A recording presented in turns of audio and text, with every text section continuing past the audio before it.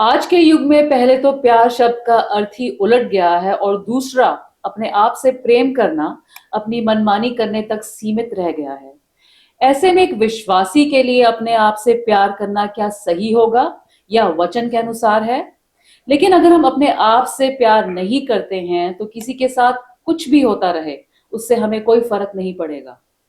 पहले परमेश्वर से और फिर दूसरों से प्यार करने के लिए अपने आप को प्यार करना जरूरी है।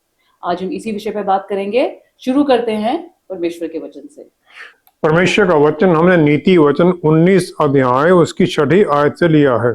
यहाँ इस प्रकार लिखा है, उदार मनुष्य को बहुत से लोग मना लेते हैं और दानी पुरुष का मित्र सब कोई बनता है। जब निर्धन के सब भाई उससे बैर रखते हैं तो निश्चय है कि उसके मित्र उससे दूर हो जाएं। वह बातें करते हुए उनका पीछा करता है परंतु उनको नहीं पाता। जो बुद्धि प्राप्त करता वह अपने प्राण का प्रेमी ठहरता है और जो समझ को रखे रहता है उसका कल्याण होता है। परमेश्वर के वचन को पढ़े और सुने जाने से आशीष हो। आमीन।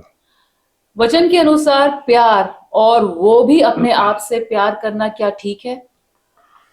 व्यवस्था विवरण 6ठा अध्याय 4थी 5वीं आयत में शिमा प्रेयर लिखी गई है, जो कि यहूदी लोग बचपन से ही उन्हें सिखाया जाता है। दिन में 2 बार वो प्रार्थना ये करते हैं। उसके अनुसार परमेश्वर का एक होना और उनको प्यार करना, ये सब उसमें है। यहाँ लिखा है कि तू अपने परमेश्वर यहोवा से अपने सारे मन और सारे जीव और सारी शक्ति के साथ प्रेम रखना। और ये फिर है कि हमारे जीवन का केंद्र बिंदु बन जाता है परमेश्वर और उनसे प्यार करना। हमारी इच्छाओं को, हमारे अंदर की जो डीप लॉन्गिंग्स हैं वो सब उनके साथ जुड़ जाती हैं। जो हमारे पास है, मटेरियल है चाहे स्पिरिचुअल है, पोजेशन, सब कुछ फिर हम उनके सामने ले आते हैं।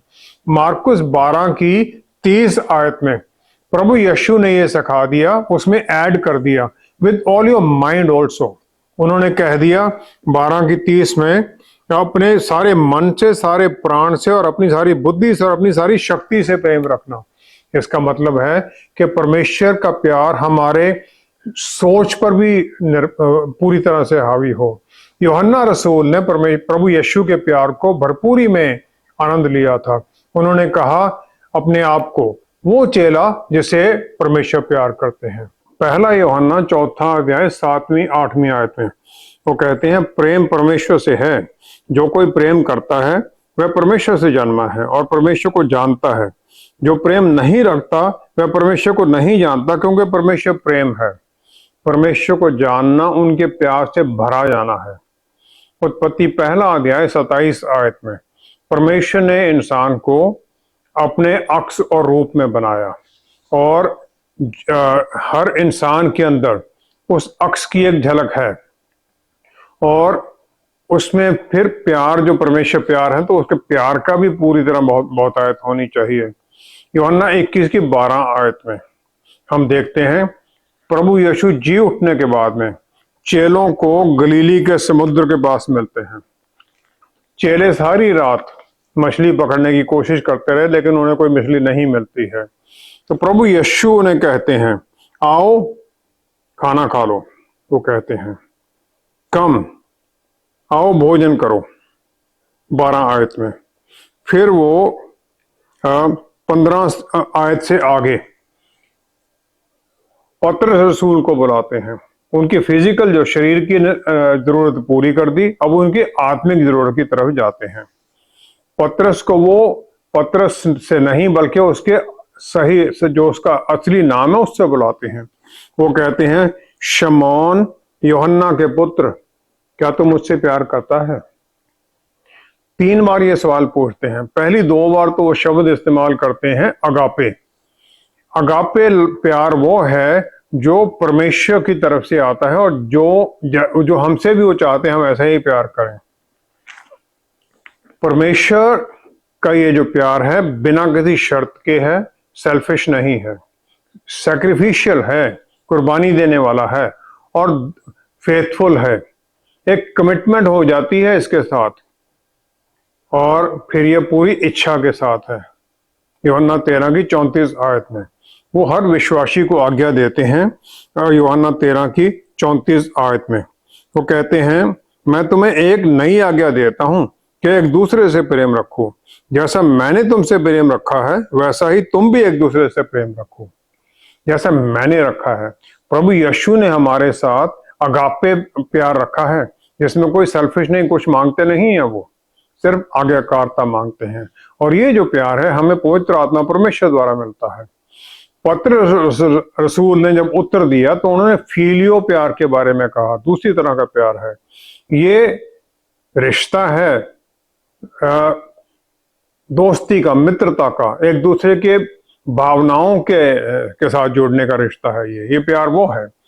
अगापे जो प्यार है वो डेलिबरेट है, कमिटमेंट है पूरी तरह, और पूरी तरह से पूरा जो अपना अस्तित्व है वो प्यार करता है। हर चीज कुर्बान करने के लिए हम तैयार हो जाते हैं। फीलियो प्यार जो है ये हार्ट से है, मन से है, म्यूचुअल रिस्पेक्ट, एक दूसरे की इज्जत के साथ है। तीसरी बार प्रभु यीशु फिर उसको इसी फीलियो प्यार के लिए कमिटमेंट कह देते हैं कि ऑलराइट, तुम फीलियो प्यार करते हो, तुम इसी के लिए मानो। परमेश्वर के अक्सर रूप में बनाए जाने के बाद में हम क्यों नहीं वो अगापे प्यार किसी दूसरे के साथ कर सकते। परमेश्वर तो परफेक्ट है, अपने आप में वो संतुष्ट है, उनमें कुछ भी हम ऐड नहीं कर सकते, ना उन्हें किसी चीज की जरूरत है, ना हमसे ना किसी और से। क्योंकि वो प्यार हैं तो अपने आप से भी प्यार करते हैं, जो उन्होंने बनाया उससे भी प्यार करते हैं, क्योंकि उनका लव, उनके प्यार उनके अंदर इतना है, वो ओवरफ्लो करता है, दूसरों की तरफ जाता है। अदन बाग में जो सरपंच था उसने हवा को परमेश्वर के तुल्य होने का बुलावा दिया। उसने एक ऐसी जरूरत उसके सामने रख दी जो कि नॉन एग्जिस्टेंट, उसकी जरूरत की है ही नहीं थी उसे, वो तो पहले ही बनाए गए थे परमेश्वर के अक्सर रूप में। दूसरी तरफ जब वो प्रभु यीशु को टेम्प्ट करने के लिए आता है विल्डरनेस में, तो वहां फेल हो जाता है, क्योंकि प्रभु यीशु पहले तो अपने जो पिता के साथ रिश्ता है उसमें संतुष्ट है, उन्हें पक्का पता है मेरा रिश्ता कैसा है। फिर अपने आप में भी संतुष्ट है कि मैं अपने आप में, मुझे किसी चीज की जरूरत नहीं है। जो अपना प्यार है, अपने आप को प्यार करना है, वो अपने आप को परमेश्वर से ऊपर करने के बारे में नहीं है, ना किसी और से ऊपर करने के बारे में है, क्योंकि वो तो फिर इनसिक्योरिटी क्रिएट कर देगा। जब हम परमेश्वर की बहुतायत में चलते हैं तब फिर हम ये देखते हैं कि हमारे अंदर कोई अपनी तो कोई महिमा की रोशनी है ही नहीं। हम परमेश्वर की रोशनी को दूसरों के ऊपर जाहिर करते हैं, जो अदन बाग में, जो वहां पर क्रिएशन के समय पर आदम में फूंक दी गई थी। जो दूसरी कमांडमेंट जो प्रभु यीशु ने दी, उन्होंने ये कहा, मार्कुस की इंजील उसमें 12 अध्याय उसकी 31 आयत में, 12-31 में प्रभु यीशु ने कहा, तो अपने पड़ोसी से अपने समान प्रेम रखना, अपने समान प्रेम रखना। अगर हम अपने आप को प्यार ही नहीं करते हैं तो हम इस कमांड को हम पूरा कैसे करेंगे, जब हम अपने आप को प्यार ही नहीं करते हैं। जो हमारी ह्यूमन नेचर प्रवृत्ति है उसके अनुसार हम वही देते हैं जो हमारे पास फालतू है, जो बहुत अहम, हमारी जरूरत से ज्यादा है। इसी जो अच्छे सामरी का जो पैराबल प्रभु यीशु ने सिखाया था, उसमें प्रभु यीशु ने इसी कुर्बानी वाले प्यार के बारे में बता दिया। लूका 10 की 30 से 35 आयत में सामरी उसी रास्ते पर गया जहां पर के उस यहूदी को डाकुओं ने लूट लिया था।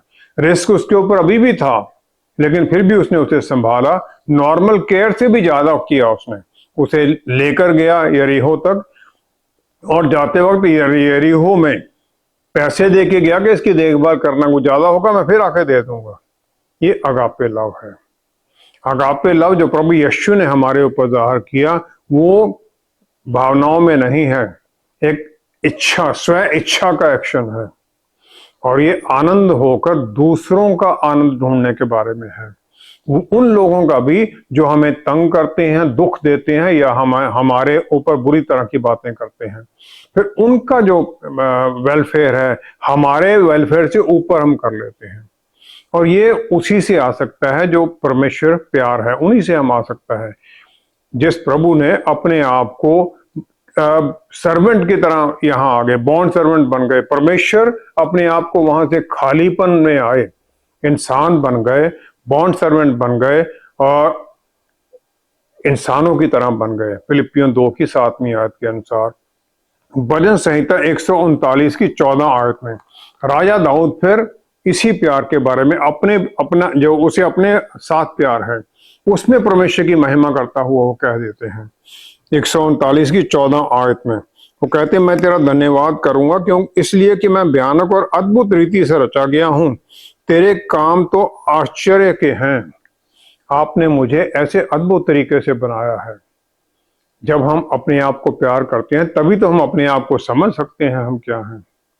और फिर हम भी हर सुबह राजा दाऊद की तरह उस आनंद से भरे हुए उस परमेश्वर की महिमा करते हैं। फिर हम उससे प्यार करते हैं जिसने हमें उस तरीके से बनाया है। और फिर वो जो प्यार हमें परमेश्वर देते हैं, हमारा परमेश्वर की तरफ प्यार है, दूसरों की तरफ से ज़ाहिर होने लग जाता है। हमारा जीवन उसमें भरपूरी में चलने लग जाता है। सबसे प्यार करना तो एक आज्ञा है जो हमें हर तरह से मानना है। अपने आप से प्यार करने का परमेश्वर से और दूसरे लोगों से क्या संबंध हो सकता है? ये तो बिल्कुल क्लियर है कि कोई भी काम जो हम करते हैं खुशी और आनंद से, उसके रिजल्ट अच्छे आते हैं। एक माँ जो अपने बच्चों के लिए खाना बनाती है, उसका जो टेस्ट है बच्चों के मन में सारी उम्र रहता है। ये नहीं कि उस खाना अच्छा बनाती है, वो टेस्ट है, लेकिन जो उसमें प्यार वो डालती है उसको बनाते वक्त, वो आता रहता है सारे जीवन। उस बच्चों को याद आता रहता है। प्यार इसलिए एक डेलिबरेट डिसीजन है, एक पूरा डिसीजन डिसाइड करते हैं हमने प्यार करना है, कमिटमेंट है, जो फिर हमारे ओवरऑल व्यवहार में दिखने लग जाता है। जो माता पिता हैं वो दुखी होते हैं जब उन्हें अपने बच्चे को डिसिप्लिन करना पड़ता है ताकि वो सही रास्ते पर चले। इब्रानियों के पुस्तक 12 अध्याय 6 से 10 आयत में जो परमेश्वर का प्यार है जो ओवरफ्लो करता है, वो हमारे जीवन में भी दिखाई देता है। यहाँ लिखा गया है, प्रभु जिससे प्रेम करता है उसकी ताड़ना भी करता है, और जिसे पुत्र बना लेता है उसको कोड़े भी लगाता है।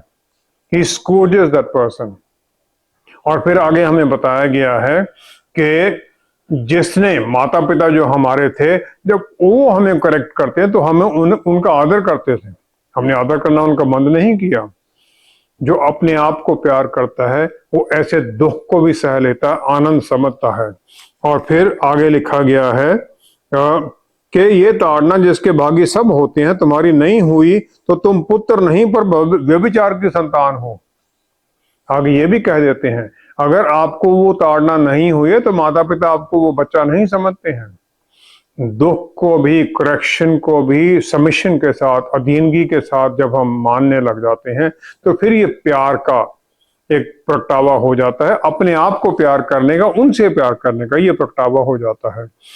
कौन चाहता है कि वो व्यभिचार की संतान माना जाए? परमेश्वर के लिए भी और अपने माता पिता के लिए भी। जो हम ये प्यार, जो परमेश्वर का प्यार है, जो उसमें ताड़ना भी है, जब हम इसे एक्सेप्ट करते हैं तो फिर ये हमारे लिए एक रिवॉर्ड बन जाता है, क्योंकि फिर इसके द्वारा हम परमेश्वर हमें अद्भुत तरीके से ऊपर उठाने लग जाते हैं, जो हम सोच भी नहीं सकते वहां तक ले जाते हैं वो। नीति वचन 19 उसकी 8वीं आयत में, नीति वचन 19 की 8वीं आयत में लिखा है, जो बुद्धि प्राप्त करता है वह अपने प्राण का प्रेमी ठहरता है, और जो समझ को रखे रहता है उसका कल्याण होता है। He loves his own soul। जो बुद्धि प्राप्त करता है, अपने आप को अब हम प्यार कर ही नहीं सकते अगर हमें ज्ञान ही नहीं है, जो कि परमेश्वर से मिलता है। बुद्धि परमेश्वर का गिफ्ट है। अपने आप को प्यार करना, परमेश्वर को प्यार करना, उनसे सीखना उस प्यार के द्वारा। परमेश्वर प्यार के सोता है और फिर वो बुद्धि से हमें भर देते हैं, बुद्धि और ज्ञान से भर देते हैं, और फिर हम उसमें आगे बढ़ने लग जाते हैं।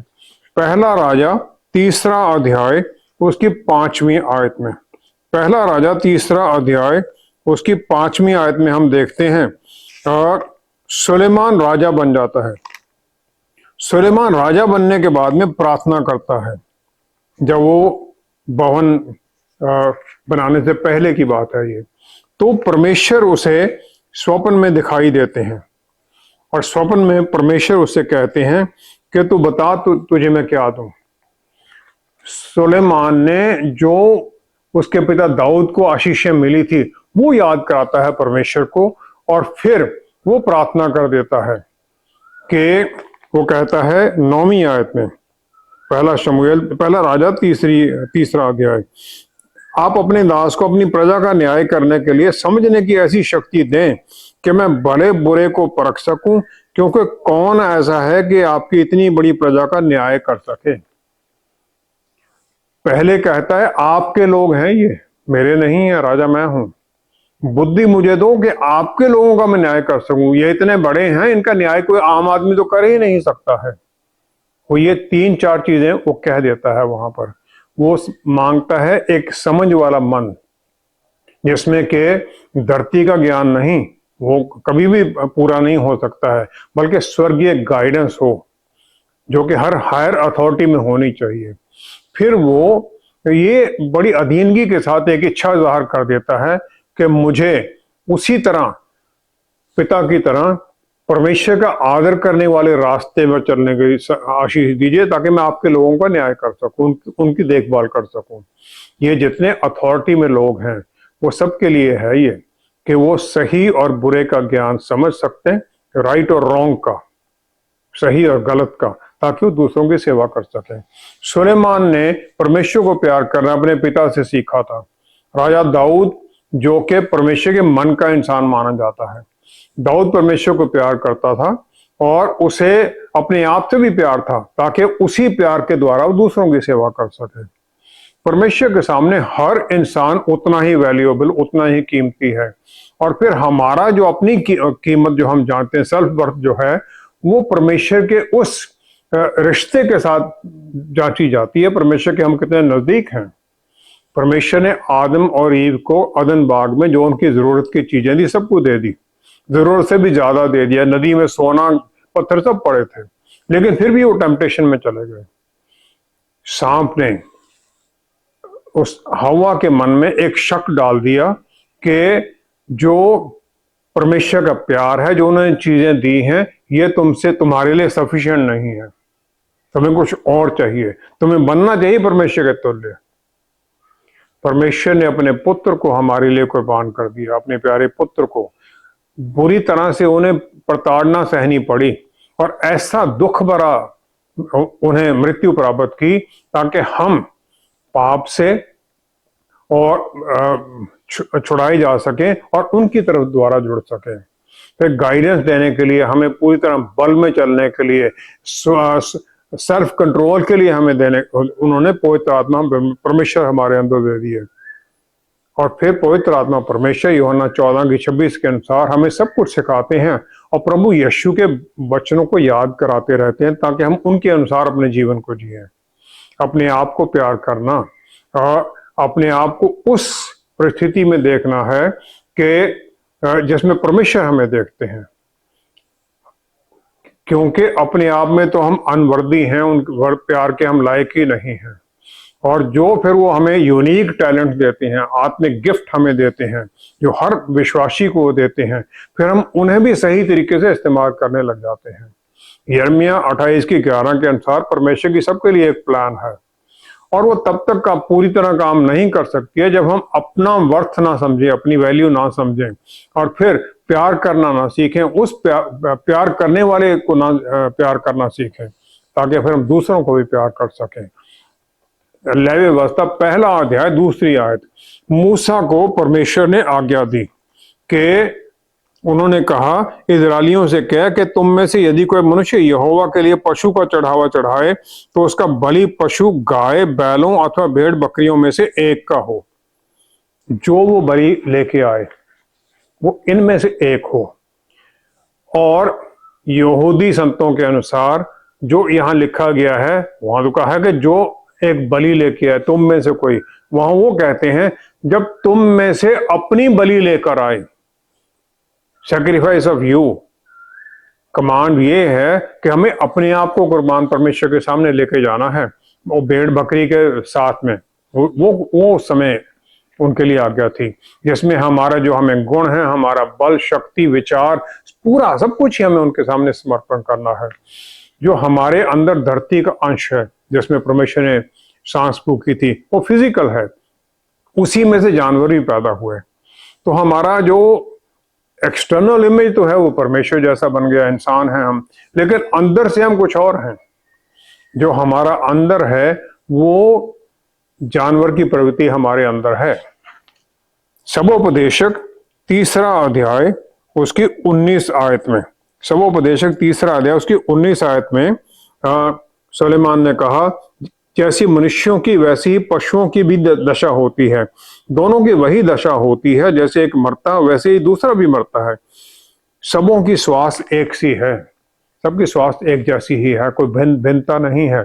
तो भिन्नता सिर्फ ये है कि हम सोच सकते हैं, एक दूसरे से बात कर सकते हैं और स्वर्ग की तरफ जान सकते हैं, और धरती दोनों तरफ हमारा रिश्ता बना रहता है। जो 3 कैटेगरी थी कुर्बानी की, वो हमें दिखाती है। पहला तो ये है डोमेस्टिक एनिमल है, जो कि जीवन जीने में लगे हुए हैं अपना, और वो टेम है, कोई उनमें कोई झगड़े वाली बात नहीं होती, आराम से रहते हैं वो। हमें भी उनकी तरह जो सर्वाइवल स्किल है, हम जी तो रहे ही हैं, उससे ऊपर उठना है, अपने जीवन का पर्पस और गोल ढूंढना है, उसके अनुसार हमें चलना है। दूसरे हैं कैटल, गाय और जो बैल वो हैं, वो जो बैरियर लगाए जाते हैं, जो फेंस लगाई जाती है, उसको तोड़ते हैं, वो रेस्ट्रिक्शंस को तोड़ते हैं। हमें अपने आप को ऐसी अधीनगी में लाना है कि जो परमेश्वर ने हमारे लिए बाउंड्री लगाई हैं, हम उनके वचन के अनुसार, हम उसके अनुसार चलें। और फिर हमें भी एक दूसरी बाउंड्री को तोड़ना भी है, एक में चलना है, दूसरी को तोड़ना है। वो बाउंड्री है जो हम अपने ऊपर लगा लेते हैं। मूसा कहता मुझसे नहीं होगा, हम भी कहते हैं मुझसे नहीं होगा। शैतान हमारे मनों में डाल देता है कि तुमसे तो होना ही नहीं है, ताकि हम परमेश्वर के नजदीक ना जा सके। तीसरा है फ्लॉक, जो कि हर्ड इंस्टिंक्ट है, जो भेड़ बकरियों जो चलते हैं एक के पीछे दूसरा, चले जा रहे हैं। तो हमें उस से ऊपर उठना है, परमेश्वर के वचन को समझना है, उसके अनुसार चलना है, अंधे होकर नहीं चलना है। परमेश्वर को हमें प्यार करना है अपने मन से, पूरी समझ के साथ, क्योंकि परमेश्वर अंधे विश्वासी नहीं चाहते हैं। मत्ती 28:19 के अनुसार हमें चेले बनाना है। चेले वो हैं जो सीखते हैं, समझते हैं और फिर वचन के अनुसार चलते हैं। लेवी व्यवस्था 22:21 आयत में फिर मूसा ने इजरायलियों को आज्ञा दी परमेश्वर के अनुसार। उसे कहा गया था, जो कोई बैलों या भेड़ बकरियों में से विशेष वस्तु संकल्प करने के लिए या स्वेच्छा बलि के लिए यहोवा को मेल बलि चढ़ाए, तो ग्रहण होने के लिए अवश्य है कि वह निर्दोष हो, उसमें कोई भी दोष ना हो, परफेक्ट होनी चाहिए। जब हम अपने आप को प्रेजेंट करते हैं, हमें ही परफेक्ट होना चाहिए। परफेक्ट तो हम हो ही नहीं सकते। हमें परफेक्ट बनाता है प्रभु यीशु का लहू, जो हमारे लिए बहाया गया, जो हमें पापों से मुक्ति देता है, शैतान के शिकंजे से छुड़ाता है। और फिर जो इस प्रकार मुड़ते हैं उस प्रभु यीशु से प्यार करते हुए, उनके प्यार को पाते हुए, अपने आप को प्यार करते हुए, फिर वो उस होम बलि के लिए, परमेश्वर के सामने आने के लिए एक्सेप्टेबल हो जाते हैं, आशीषित हो जाते हैं। हमें यही करना है। अपने आप से प्यार करने और ना करने वालों में सबसे बड़ा अंतर क्या है जो क्लियर दिखाई देता है? यूहन्ना रसूल ने प्रभु यीशु की एक ही प्रार्थना है जो वचन में लिखी गई पूरी की पूरी, यूहन्ना 17:3 आयत में उन्होंने फिर आशीषित होने का जो सही क्राइटेरिया वो बता दिया। प्रभु यीशु ने वहां प्रार्थना की, अनंत जीवन ये है कि वे आप एकमात्र सच्चे परमेश्वर को और यीशु मसीह को जिसे आपने भेजा है जाने। प्रभु परमेश्वर को जानना, प्रभु यीशु को जानना हमारे लिए अनंत काल का जीवन देता है। सिर्फ कोई जो बिल्कुल ही अंधा है आत्मिक तौर पर, वही सोचेगा कि मुझे स्वर्ग नहीं जाना है, परमेश्वर की हजूरी में नहीं जाना है। और फिर ऐसे लोग ना तो अपने आप को प्यार करते हैं, ना परमेश्वर से प्यार करते हैं, ना किसी और को प्यार करते हैं। अपने आप पर ही उनका ध्यान केंद्रित है, अब अपना ही आनंद लेना उन्हें। पौलुस रसूल ने क्लियरली 2 कैटेगरी डिफाइन कर दी। गलातियों की पुस्तक उसका 5वां अध्याय 17 आयत से आगे उन्होंने आगे हमें सिखा दिया कि शरीर आत्मा के विरोध में और आत्मा शरीर के विरोध में लालसा करता है, और वे एक दूसरे के विरोधी हैं। एक विश्वासी में पवित्र आत्मा है तो विरोध में चल रहे हैं हम शारीरिक बातों से। जो प्रभु यीशु को मान लेते हैं अपना मुक्तिदाता, फिर वो पवित्र आत्मा से भरे हुए हैं। जो पवित्र आत्मा हमें आत्म संयम सिखाते हैं, तो फिर हम अपनी जो पाप भरी इच्छाओं को कंट्रोल करने लग जाते हैं। जो अपनी पाप की इच्छाएं जो उनको फॉलो करना चाहते हैं। इच्छाएं कौन सी यहाँ लिखी गई हैं? गलातियों की पुस्तक 5वां अध्याय 19 आयत से लेकर 21 आयत तक। व्यभिचार, गंदे काम, लुचपन, मूर्ति पूजा, टोना, बैर, झगड़ा, ईर्ष्या, क्रोध, विरोध, फूट, विधर्म, ये सब कुछ है। ये मर्डर कर देना, शराब पीना, ये सब उसमें आ जाते हैं, जो कि शारीरिक लालसाओं में, जो अपने आप को प्यार नहीं करते, शैतान की अधीनगी में चलते हैं, वो करते हैं। ये जो इनको करते हैं, जो ये काम करते हैं लोग, वो अपना शारीरिक, धन दौलत, सोशल और आत्मिक हर तरह के बल को बुराई में कुर्बान कर देते हैं, और फिर बीमारी, कमजोरी और जल्दी मृत्यु पा लेते हैं, क्योंकि उनका जो फाइनल डेस्टिनेशन है वो सदा के लिए नरक में जाना ही है। जो लोग परमेश्वर के भवन में वो ऑफरिंग, कुर्बानी की ऑफरिंग लेके आते थे उनके ऑल्टर के सामने, वो उसे परमेश्वर के नजदीक लेके आते हैं कुर्बानी को। मतलब ये मकसद ये था कि जो हमारे अंदर जो वो प्रवृत्ति है जानवर की, हम उन सबको परमेश्वर के सामने ले जाएं, परमेश्वर के सामने उन्हें छोड़ दें, और वहां से फिर वो आत्मा के गुण, आत्मा की वो गिफ्ट हम प्राप्त कर लें, आत्मा के फल हमारे जीवन में दिखाई देने लग जाए।